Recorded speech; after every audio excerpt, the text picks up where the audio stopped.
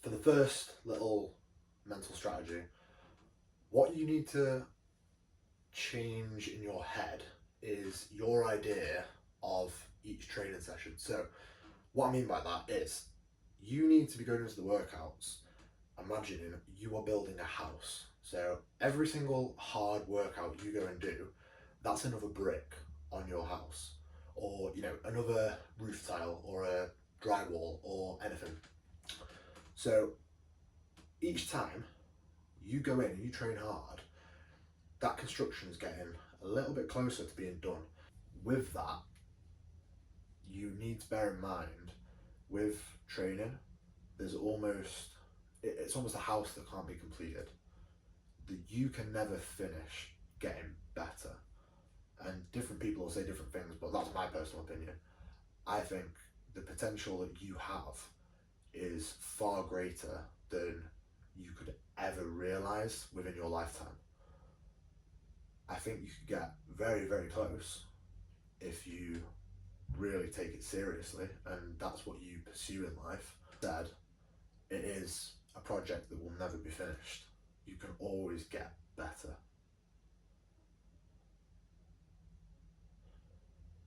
In a way, it really is quite similar to a house, because if you wanted to, you'd already built your house and now you want to put a pool in the back garden.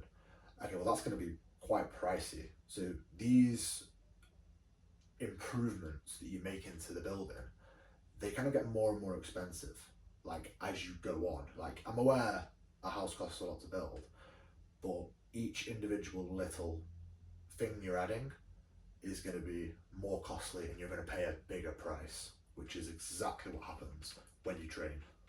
You definitely will benefit from having a good group of people, or just even one person, one good training partner with you will massively improve what you can do in that space of time you have. So 1 year training without a partner, 1 year training with a good partner, the gains are going to be, I wouldn't say incomparable, but it obviously depends on the person and the situation, but a lot better, much better. Ultimately, it is all up to you. No one is gonna make you go in the gym. No one's gonna make you do the hard things all the time. You just need to do it. Like I said at the beginning, it's something that will get easier and will just become second nature over time. But you need to commit and you need to do it as soon as possible. Just get it out of the way. If you've been on the fence, especially with New Year's coming up, don't be one of these New Year's resolutioners that gets into training, does it for 1 or 2 weeks, and then gives up. You're just becoming the stereotype.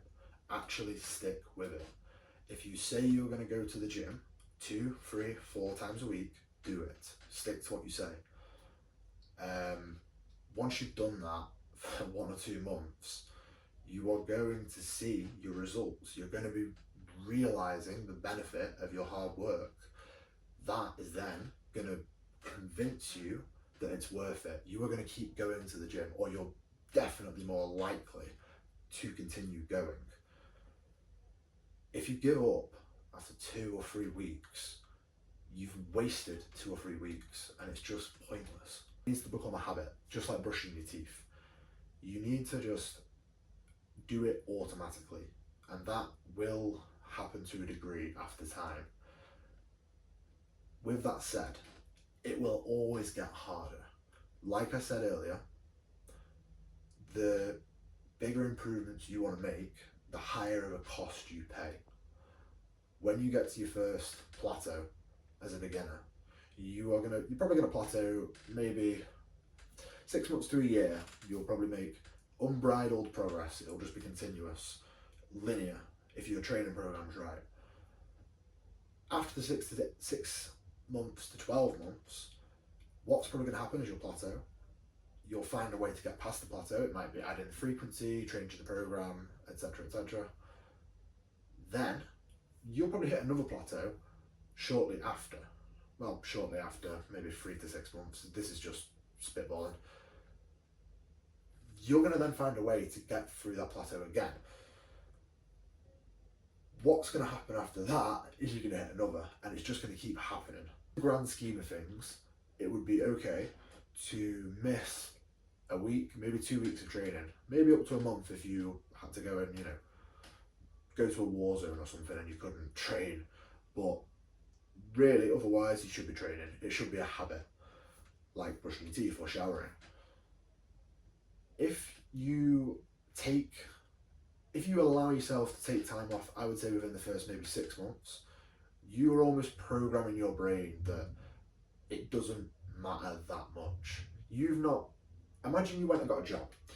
If you went and got a job and you wanted to keep that job, within your first 6 months of working there, it probably wouldn't be a great idea to require a week off, be off for a week or longer. You understand, it just gets worse and worse the longer you're off.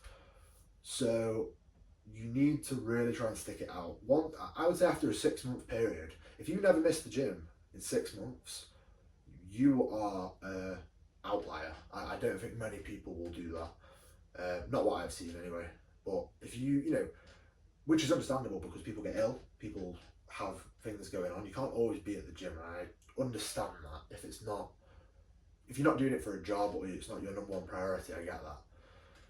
But if you really want to make a big difference in your physique, your life, your strength, whatever, you need to, and this is the way you've decided you're going to do it, you need to commit to it.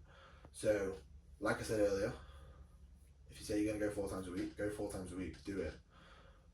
Train hard, because you will thank yourself. It's never a bad idea to just train harder and do more. It's the same with business, it's the same with fitness, it's the same in everything. You can always do more and work harder.